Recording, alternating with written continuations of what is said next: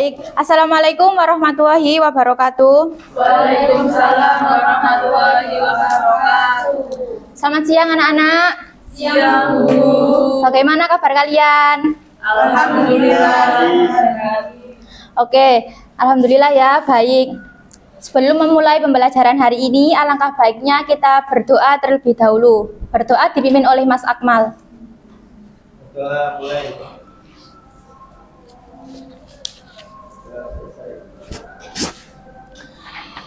Hari ini apakah ada yang tidak masuk? Ada. Siapa? Coba sama Vivian. Mengapa tidak masuk? Apakah ada yang tahu? Tidak ada keterangan. Oh, tadi juga nggak beritahu ibu, saat ibu nggak tahu. Nah, sebelum memulai pembelajaran hari ini, agar kita lebih semangat, alangkah baiknya kita melakukan ice breaking terlebih dahulu. Ice breakingnya kayak gini ya, ibu contohkan terlebih dahulu. Tepuk the best, I am the best, you are the best, we are the best, I am the best, you are the best, we are the best, is the best, gitu ya. Ya. Bisa? Bisa. Mohon untuk berdiri semua. Tepuk the best, I am the best, you are the best, we are the best, I am the best, you are the best, we are the best, is the best. Oke, baik, terima kasih. Dimohon untuk duduk kembali. Apakah kalian semua sudah siap untuk melakukan pembelajaran IPA hari ini? Siap. Oke, siap ya, kan mau liburan, tetap semangat karena sebentar lagi liburan. Nah, sebelum melakukan pembelajaran hari ini, kalian masih ingat terkait pembelajaran minggu kemarin terkait ciri-ciri makhluk hidup. Apa sih ciri-ciri makhluk hidup itu? Gerak, bernafas, ya. Apalagi? Ya, jadi ada bergerak, mengeluarkan zat sisa, bernafas, dan masih ada banyak lagi ya. Nah, di sini Bu akan menyampaikan tujuan pembelajaran kita pada hari ini, yaitu nantinya kalian akan diharapkan nanti mampu membandingkan ciri-ciri makhluk hidup vertebrata dan invertebrata terkait pembelajaran pada hari ini. Nah, dari gambar ini, mengapa sih hewan itu perlu dikelompokkan seperti itu? Mengapa perlu dikelompokkan seperti ada vertebrata, invertebrata? Ada yang tahu? Saya, Apa, Mbak? agar mudah dalam mengklasifikasikannya. Ya, benar sekali ya. Dan apakah yang terjadi jika tidak ada pengelompokan hewan seperti ini? Akan sulit ya, soalnya kan jenis hewan banyak sekali di dunia ini. Nah, diklasifikasikan seperti ini itu agar memudahkan kita untuk mempelajarinya, seperti itu. Nah, pada pembelajaran hari ini nantinya Ibu akan meminta kalian untuk mengamati hewan secara real seperti itu. Ibu sudah menyiapkan hewan yang nantinya akan kalian amati. Nah, sebelumnya Ibu akan membagi kalian yang terdiri dari beberapa kelompok. Ada 3 kelompok nantinya. Nah, per kelompok ini berjumlah 3 atau 4 orang. Ini sudah dibentuk kelompok ya? Sudah. Nah, sebelum memulai pengamatan, Ibu minta kalian untuk masing-masing kelompok mengambil nomor undian ke depan. Nomor undian ini berisi jenis hewan yang nantinya akan kalian amati. Dan mengapa Ibu suruh untuk mengambil nomor undian? Agar tidak terjadi keributan. Soalnya kan kadang ada yang milih hewan ini gitu. Jadi adil ya. Jadi Ibu minta kalian untuk mengambil nomor undian ini. Dimohon untuk setiap kelompok maju ke depan perwakilan. Ayo, Mbak. Kelompok 3. Dapat apa, Mbak? Cacing. Oh, cacing. Bentar. Siapa yang dapat siput? Aku. Ini. Ini cacing siapa? Nah, ini. Ini ikannya, Mbak. Kayak gini aja. Oke. Nah, setelah semuanya dapat hewan yang akan diamati, dimohon untuk duduk kembali. Nah, dari hewan yang sudah kalian ambil, Ibu meminta kalian untuk mengamati hewan tersebut. Kemudian kalian akan saya minta untuk menganalisisnya. bagaimana ciri-ciri hewan tersebut, cara adaptasinya kayak gitu dan habitatnya.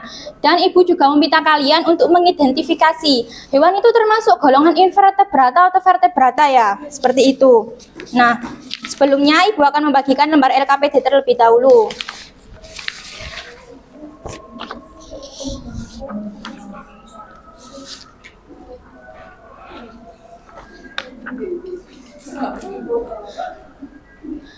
Silahkan bisa dimulai untuk melakukan pengamatan.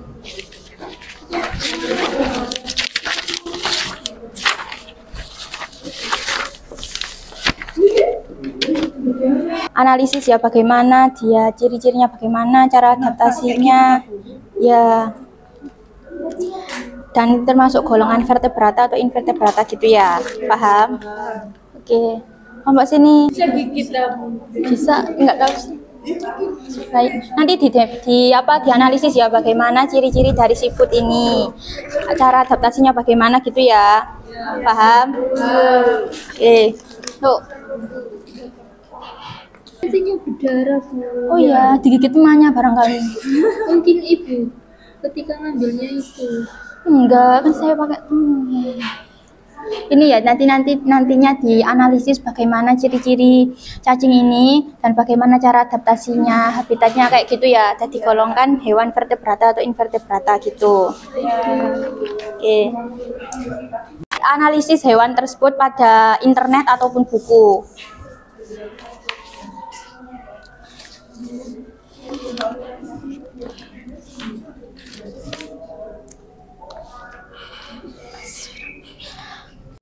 Apakah sudah selesai mendiskusikan dengan kelompoknya?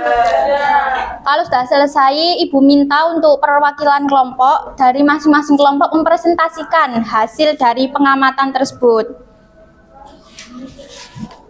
Kelompok siapa yang mau duluan? Kelompok satu dulu. Apa dapat hewan apa, Mbak?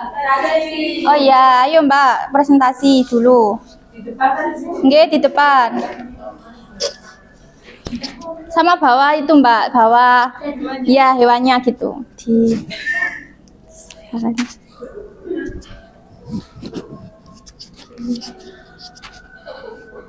ini Mbak.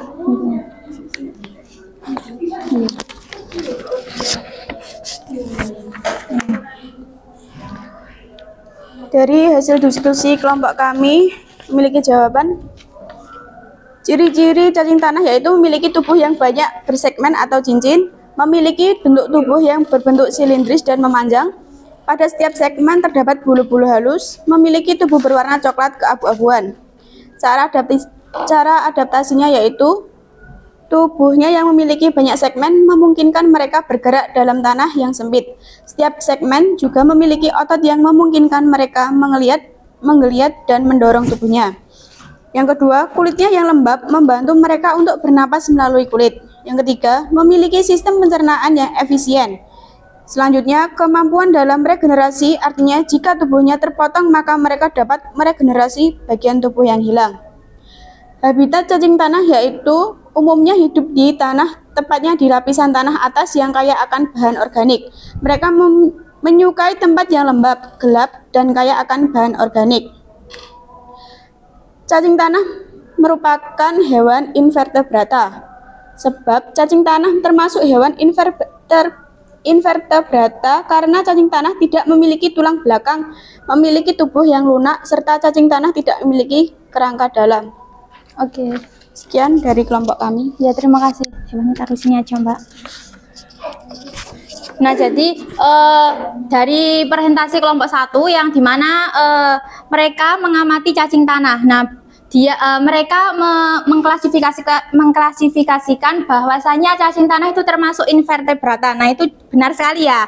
Nah, karena cacing tanah ini termasuk invertebrata karena dia tidak mempunyai tulang belakang dan tubuhnya pun lunak, sehingga dia juga termasuk invertebrata. Soalnya dia itu dalam invertebrata termasuk dalam golongan moluska seperti itu.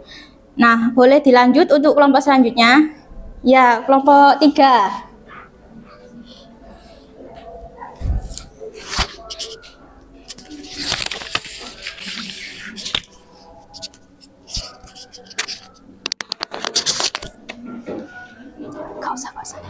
Hasil dari kelompok kami, ciri-ciri hewan mempunyai cangkang yang berukuran besar dan memiliki bentuk spiral, memiliki tekstur tubuh yang lunak dan mengeluarkan lendir, memiliki pasang tentakel di kepalanya yang dimana pasangan tentakelnya yang lebih panjang berfungsi sebagai mata, sedangkan pasangan yang lebih pendek berfungsi sebagai sensor untuk mendeteksi lingkungan sekitar. Cara adaptasinya, cangkang yang kuat yang dimana cangkang tersebut berfungsi sebagai pelindung tubuh yang lunak dari predator. Kaki yang berlendir membuatnya mudah meluncur di permukaan yang kasar. Tentakel yang sensitif yang berfungsi sebagai sensor untuk mendeteksi makanan, cahaya, dan bahaya di sekitarnya. Habitatnya siput darat umumnya hidup di tempat yang lembab, seperti di bawah daun, dalam tanah, atau sekitar tanaman. Pengelompokan hewan invertebrata.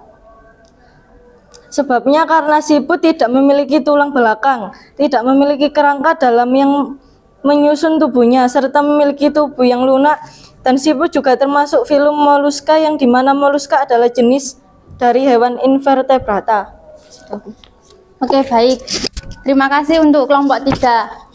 Nah, ternyata yang dipresentasikan kelompok 3 sangat benar sekali ya, bahwasanya siput itu termasuk dalam golongan invertebrata. Nah, Ibu mohon maaf sebelumnya tadi menyatakan bahwa cacing tanah itu termasuk golongan moluska. Salah ya. Nah, untuk siput yang maksudnya yang termasuk dalam golongan moluska. Kalau cacing tanah itu ada sendiri dalam invertebrata. Mohon maaf Ibu menginformasikan salah. Nah, siput itu termasuk invertebrata benar sekali karena dia tidak memiliki tulang belakang dan tubuhnya pun lunak, sehingga siput ini juga termasuk moluska dan tidak punya siput itu tidak punya kerangka dalam, sehingga dia memiliki tubuh yang lunak seperti itu. Oke, presentasi dilanjutkan untuk kelompok selanjutnya.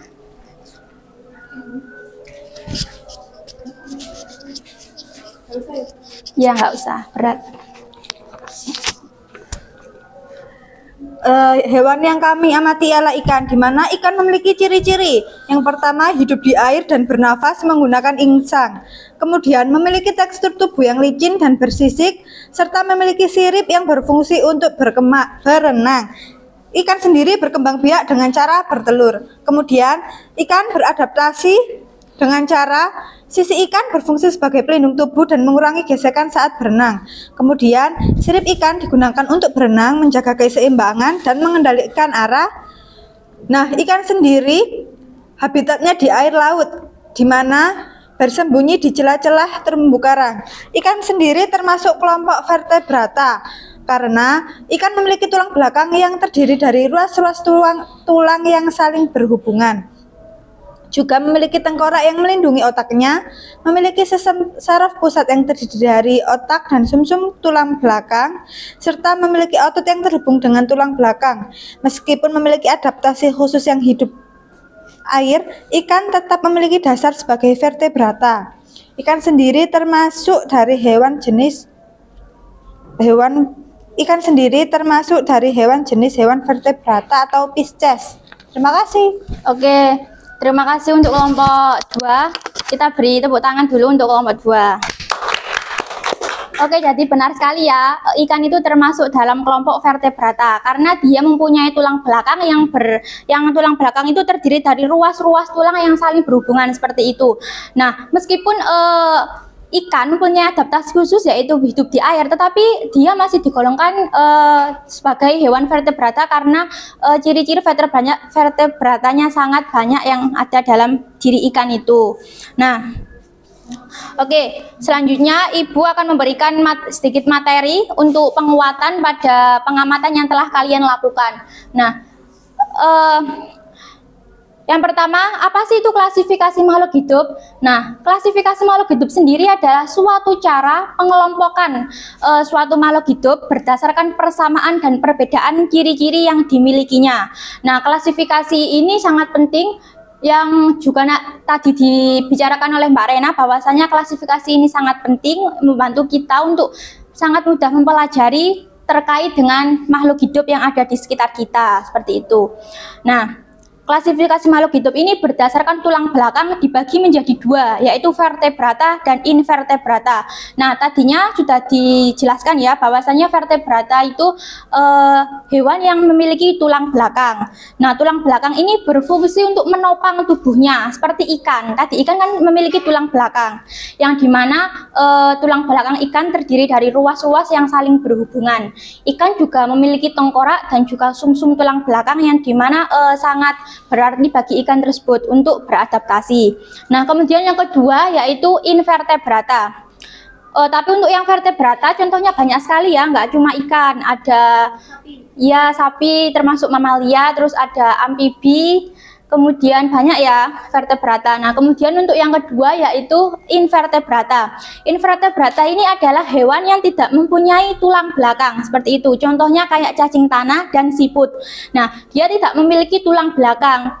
Nah, kalau kalian ketahui ukuran atau bentuk tubuh invertebrata sangat beragam ya. Kayaknya bentuk siput yang memiliki cangkang, terus tubuhnya juga berbentuk silindris seperti itu. Cacing yang bentuknya memanjang seperti itu.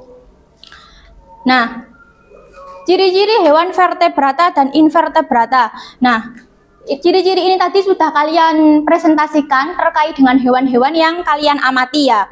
Untuk hewan vertebrata memiliki tulang belakang yang dimana tersusun atas ruas-ruas yang saling berhubungan. Dan dia mempunyai kerangka dalam yang terbuat dari tulang rawan. Sistem saraf pusatnya terdiri dari otak dan sumsum tulang belakang. Kemudian mempunyai sistem darah yang tertutup. Nah, di samping mempunyai kelebihan yang ini kan termasuk kelebihannya yang vertebrata. Kelebihannya mempunyai tulang belakang, sistem saraf pusatnya juga ada gitu. Nah, kekurangan dari vertebrata ini adalah dia itu memiliki masa pertumbuhan yang sangat lama dan kebutuhan energinya juga sangat tinggi. Jadi dia itu perlu banyak makan dan lebih rentan dengan kepunahan untuk yang vertebrata. Kemudian untuk yang invertebrata, ciri-cirinya tidak mempunyai tulang belakang dan banyak yang memiliki kerangka luar yang keras untuk melindungi tubuh, bahkan ada yang tidak ada. Nah, contohnya tadi siput memiliki kerangka luar seperti cangkang. Nah, kan keras ya cangkang siput. Seperti itu tadi untuk melindungi tubuh siput dari gesekan atau dari apa. Kemudian sistem saraf invertebrata ini juga sangat sederhana, berbeda dengan vertebrata yang mempunyai otak dan sumsum tulang belakang. Kemudian sistem peredaran darahnya juga sangat bervariasi. Nah, dari banyaknya kekurangan invertebrata ini seperti tidak mempunyai tulang belakang. Beliau juga memiliki banyak kelebihan. Jadi masing-masing vertebrata mempunyai kelebihan dan kekurangan sendiri. Invertebrata juga memiliki kelebihan dan kekurangan sendiri. Nah, kelebihan dari invertebrata ini dia dapat hidup di berbagai habitat. Contohnya saja cacing. Dia mampu hidup di tanah, meskipun tanah kan kayak sempit gitu ya. Dia mampu beradaptasi. Kemudian memiliki siklus hidup yang pendek dan dapat menghasilkan banyak keturunan. Jadi kayak dalam produksi satu itu mengeluarkan banyak anak seperti itu dan memiliki ukuran tubuh yang sangat beragam. Nah, contohnya hewan invertebrata ada siput, kemudian ada cacing tanah tadi ya, seperti kayak tadi dan masih banyak lagi. Nah, ini contoh hewan vertebrata juga ada banyak, diantaranya ada ikan. Nah, kemudian yang terakhir yaitu apa sih manfaat dari pengelompokan hewan? Nah, pengelompokan hewan ini sangat memudahkan kita dalam mengidentifikasi. Nah, dengan mengklasifikasikan adanya hewan vertebrata dan invertebrata, kita dapat mudah membedakan antara kucing dan serangga. Nah, kucing itu termasuk golongan apa? Ya, kemudian serangga? Kalian mengetahuinya dari apa kok bisa menggolongkan vertebrata dan invertebrata? Kalau kucing? Karena kucing punya itu di belakang dan tumbuh kembangnya lumayan lama. Ya, kalau serangga yang termasuk invertebrata? Seperti kupu-kupu itu kan tidak memiliki tulang belakang dan pertumbuhannya sangat cepat. Ya, benar sekali ya. Jadi kita dengan adanya klasifikasi ini memudahkan kita dalam mengidentifikasi. Kemudian yang kedua yaitu memahami hubungan kekerabatan. Nah, klasifikasi ini menunjukkan bahwasanya manusia dan simpans memiliki kekerabatan yang dekat karena keduanya termasuk dalam kelompok primata seperti itu. Hal ini membantu kita dalam memahami evolusi makhluk hidup dan asal-usulnya. Kemudian dapat kita dalam mengklasifikasi makhluk hidup dapat mempelajari cara beradaptasinya. Nah, dengan mengelompokkan hewan berdasarkan habitatnya, kita dapat mempelajari bagaimana sih hewan itu beradaptasi dengan lingkungannya. Contohnya ikan mempunyai sirip untuk berenang, seperti itu, dan burung memiliki sayap untuk terbang, seperti itu. Nah, kemudian yang ketiga, yang keempat contohnya adalah dengan konservasi. Klasifikasi ini membantu kita untuk mengidentifikasi spesies yang terancam punah. Sedangkan kalau kita mengetahui klasifikasi, kita kan akan tahu teknik apa untuk konservasi ini yang dapat meningkatkan lebih keefektifan sehingga hewan ini tak jadi punah gitu loh. Kemudian yang terakhir yaitu memudahkan para peneliti untuk melakukan penelitian. Nah, dari presentasi Ibu tadi dan dari presentasi teman-teman tadi, apakah ada yang bisa menyimpulkan terkait perbandingan antara hewan vertebrata dan invertebrata? Saya. Ya, yuk Mbak ke depan.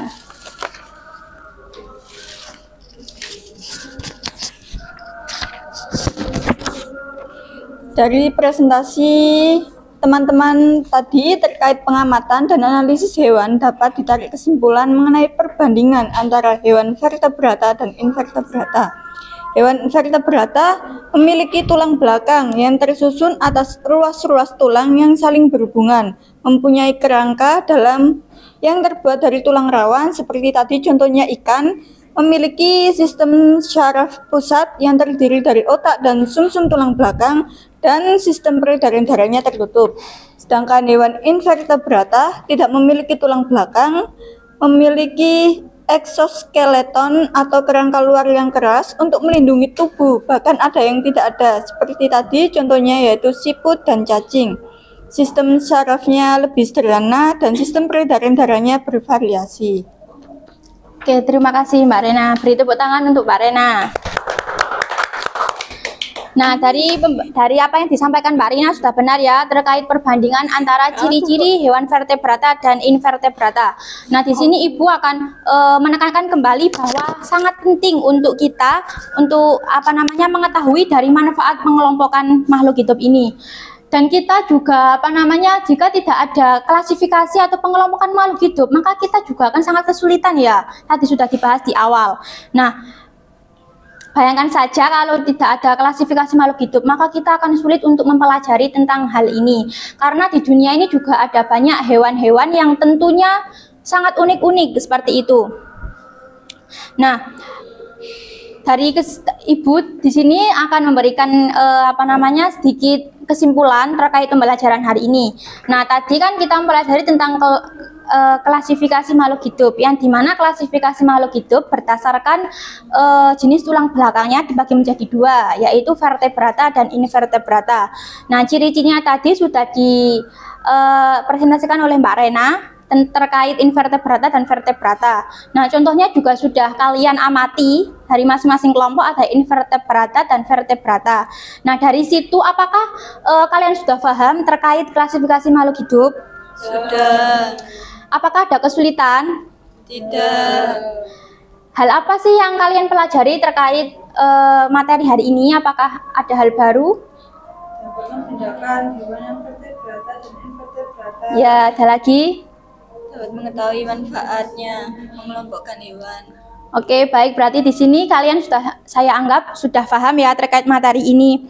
Nah, untuk pertemuan minggu depan, dimohon kalian untuk mempelajari LKS halaman 75 terkait materi selanjutnya, yaitu terkait kingdom seperti itu.